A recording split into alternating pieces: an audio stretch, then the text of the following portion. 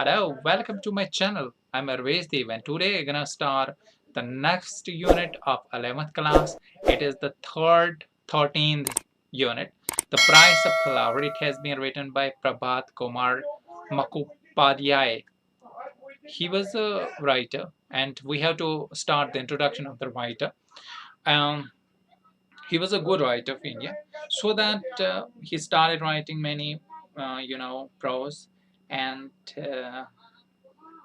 Now comes to the introduction of this particular story which he has written, The Price of Flowers. It is a story full of the pathos.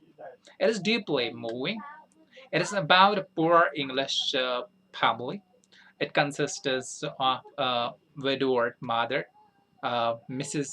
Califord, her son Frank, and her daughter Maggie. Frank is serving as a soldier in India, and the narrator of the story is Mr. Gupta. The girl Maggie meets Mr. Gupta in a cafe, and the girls take Mr. Gupta to her mother's, and the two English women think that being an Indian, Mr. Gupta has some strange power.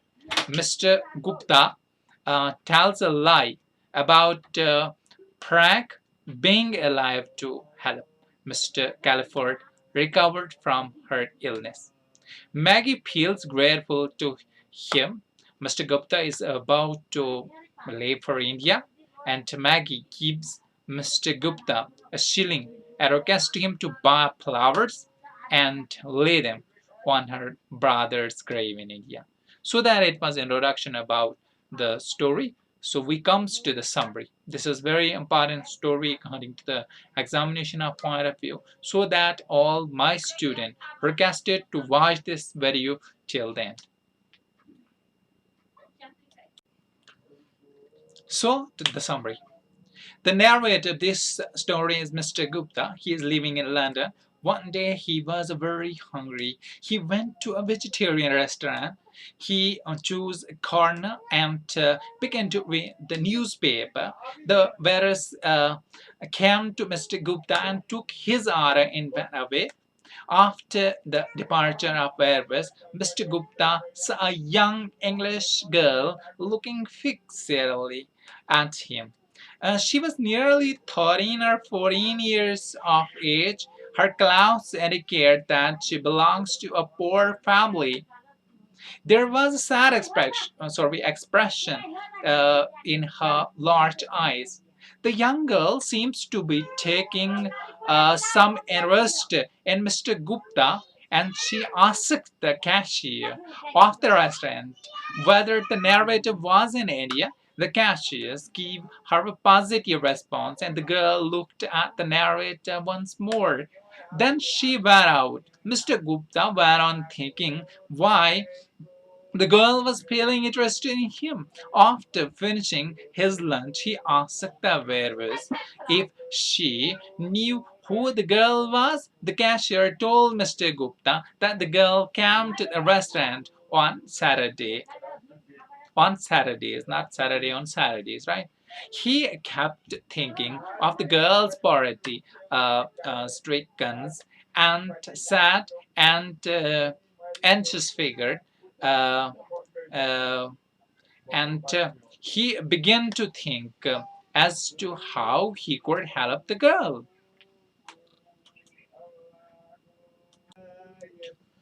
On the next Saturday, narrator Mr. Gupta went to the same vegetarian restaurant, and he saw the girl sitting at the same table as on the previous Saturday.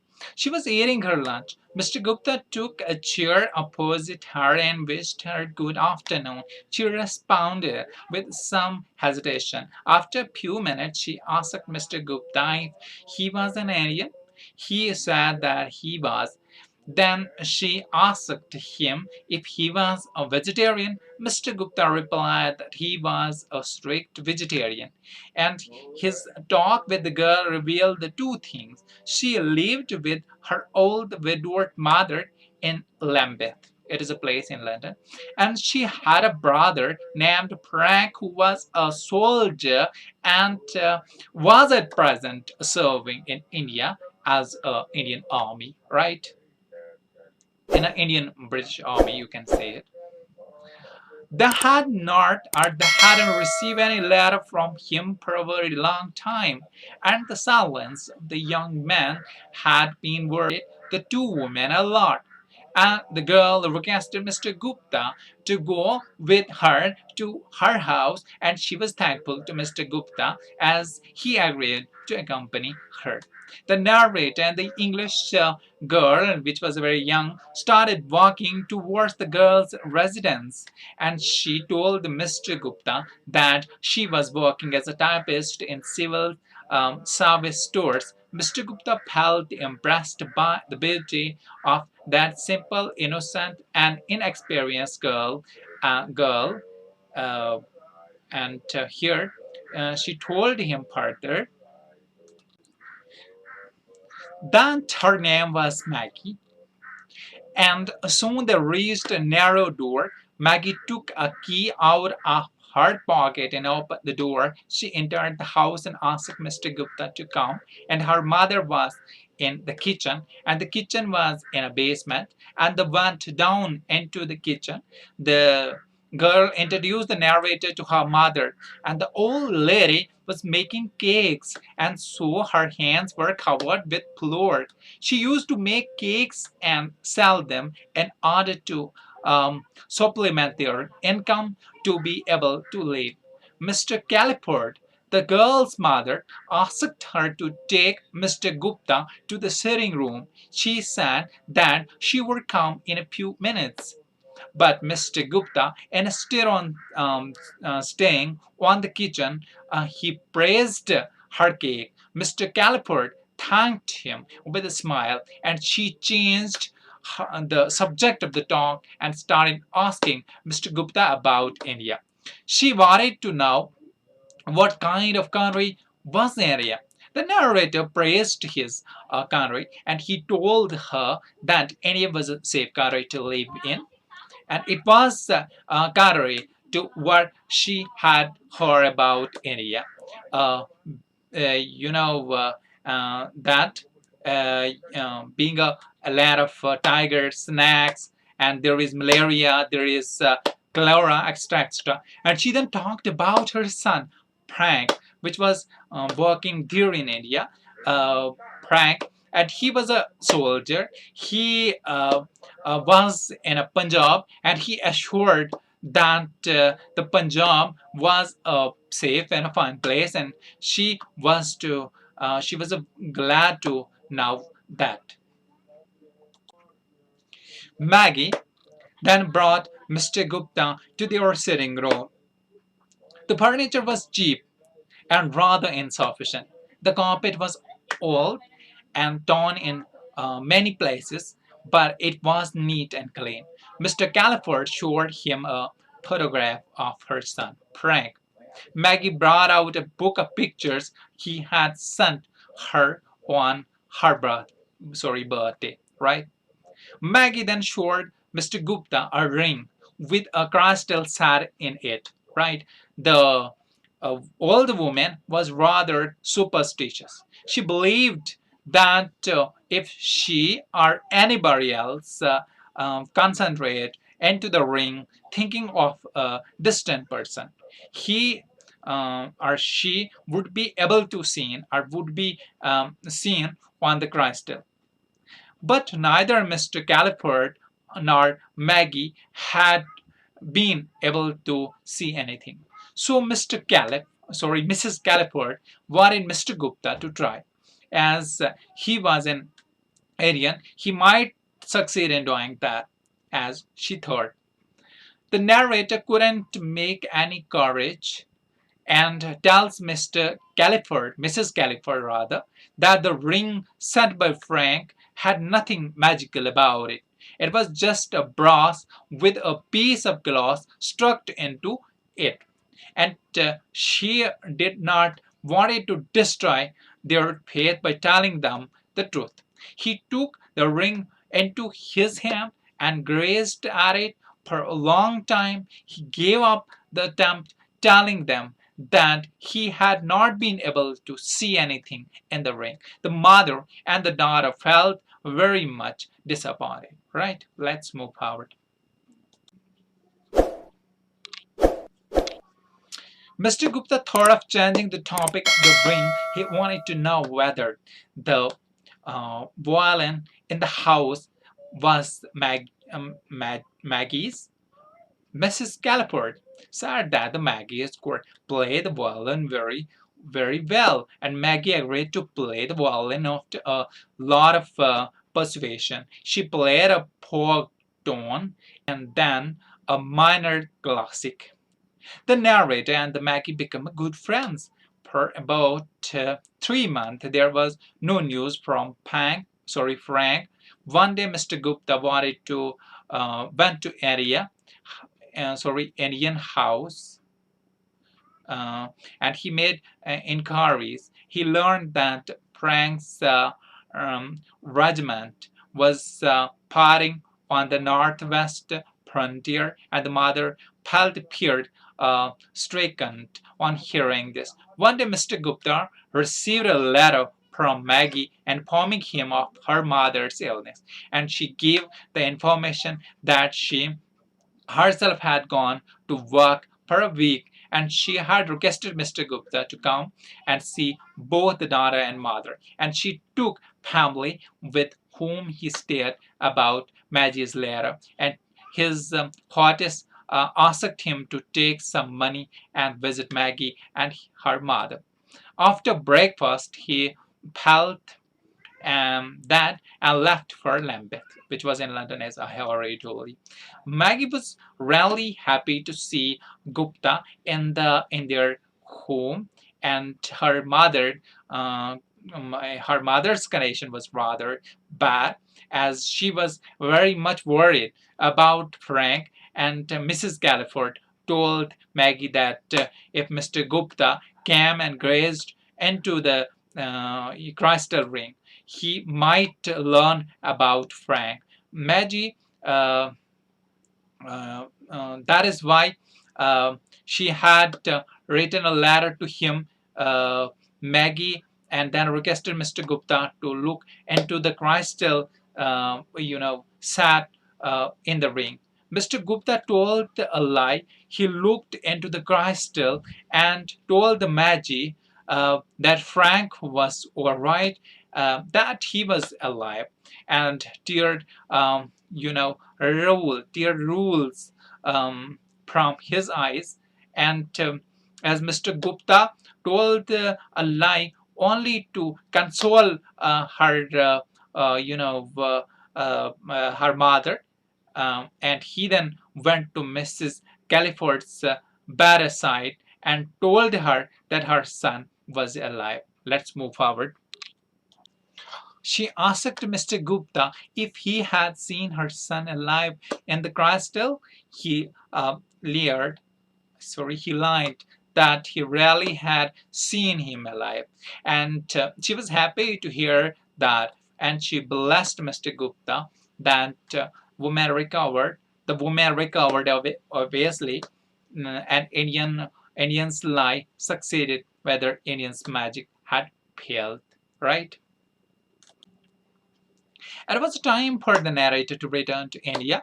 After a month before the departure for India, Maggie had sent him a card with a black border indicating some tragic happenings, and he could make out that the boy, Frank, had died same day when he told his mother that he was alive as well, and he felt ashamed, and he did not have the courage to face Mrs. Galliford. He dropped the idea of visiting Maggie and her mother to say goodbye.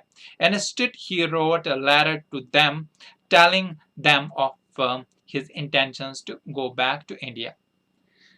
The morning of Mr. Gupta's last day in London came, and he uh, was having his breakfast, and he heard a knock at the door.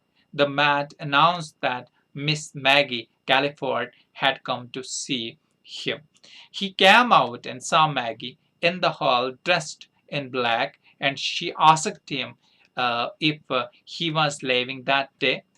He said that he was, and that he would be in India in a little more than 2 weeks. She told him that her brother was buried at Port Moro near Dera Ghazi Khan, which is in in Pakistan these days.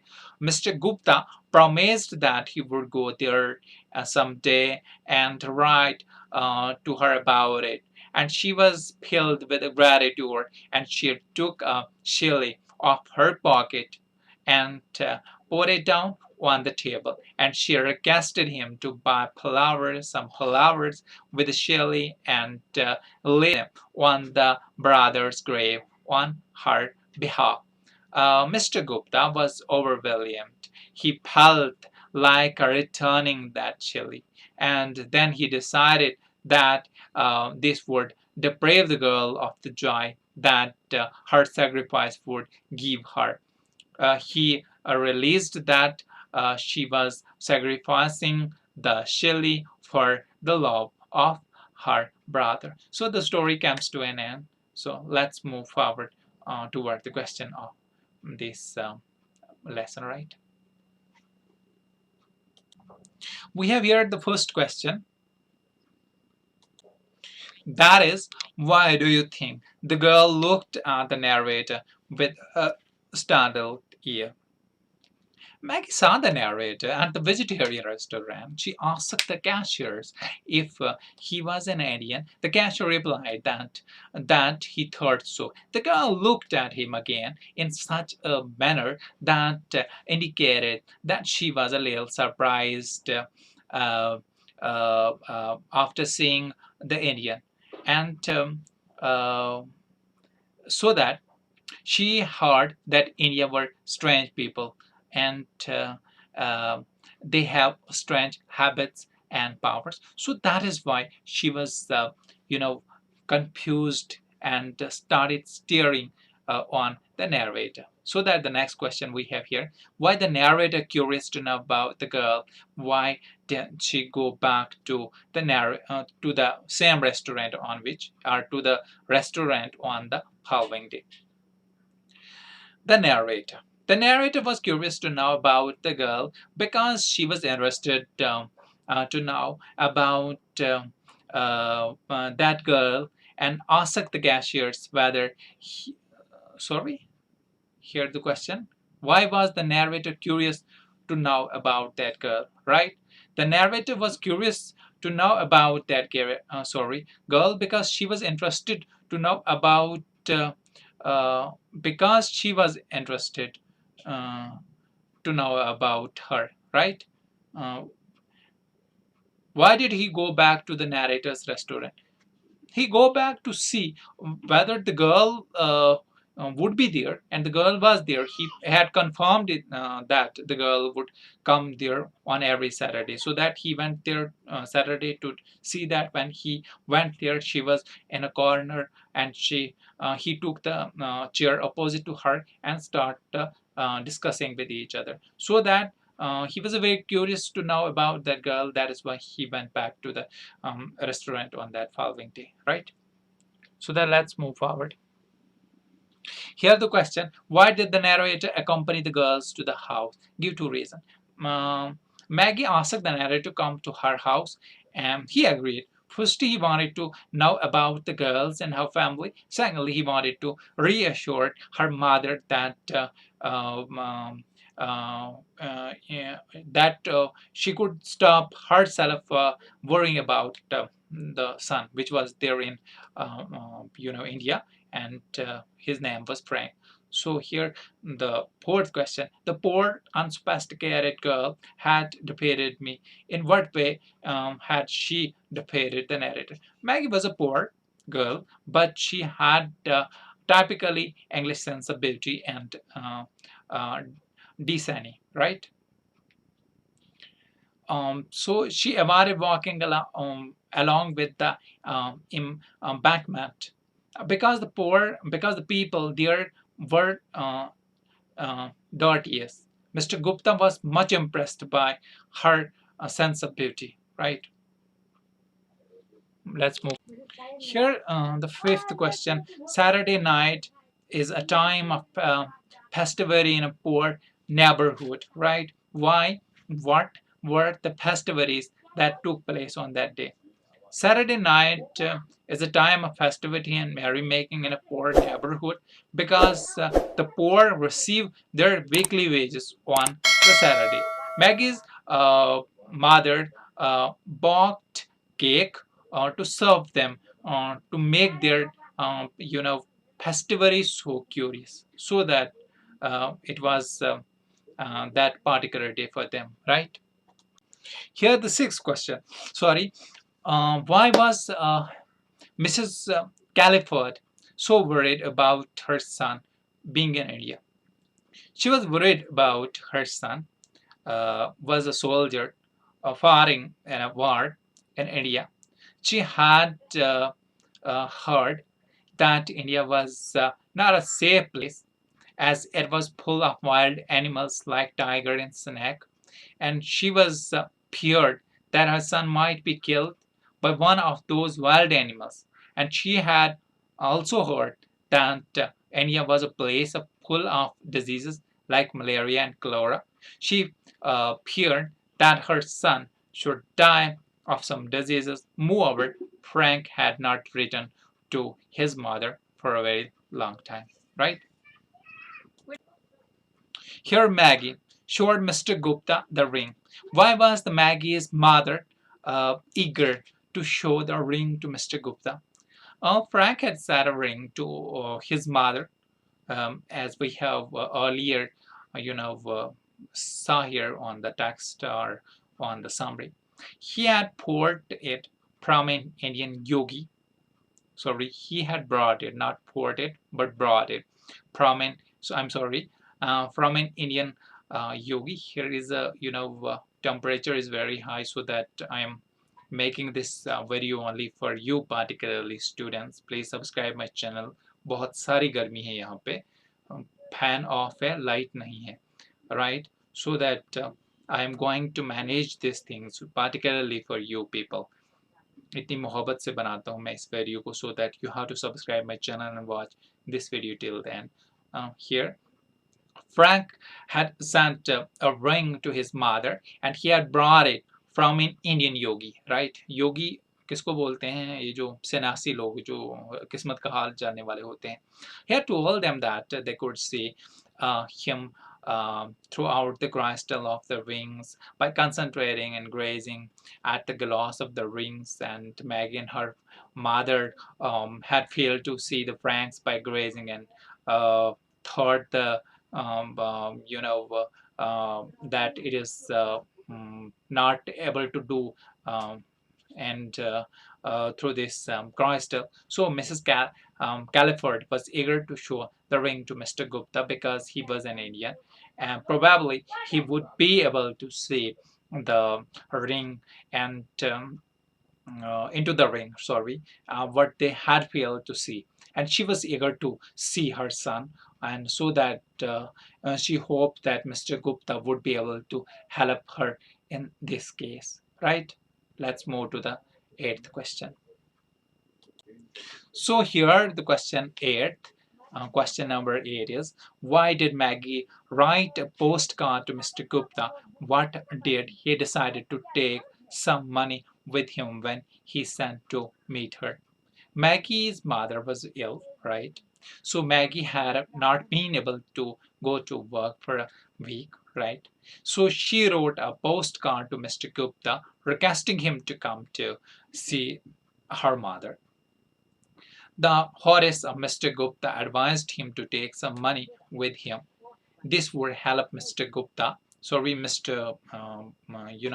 Califord, Mrs. Califord, sorry, and her daughter Maggie, who might be in a nice pickle or in a hard situation.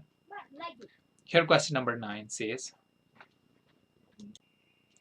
I wish to go to Lambeth to say goodbye to Maggie and her mother, but family was mourning, was in a mourning, right? Mourning. Why was the family in a mourning? What was the narrator hesitate to visit them?